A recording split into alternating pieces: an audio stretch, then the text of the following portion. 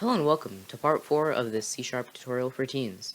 In this part, we will be talking about comparison operators. Comparison operators are also known as relational operators. They're used to compare one value to another.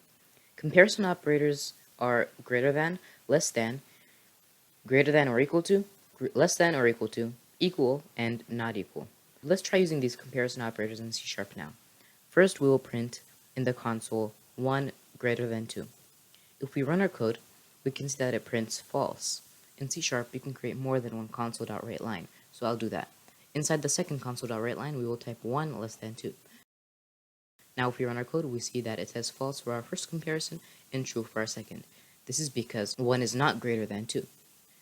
Now, if we create a third console.writeLine and then type 2 greater than or equal to 1 and run, the console prints true. If we were to type less than or equal to, it would print false. Next, we can use the equal to comparison operator. This checks if two values are equal to each other. If we compare 1 to 2, it should print false. We can also use the not equal to operator. This operator checks if two values are not equal. If we run the code again, it says true.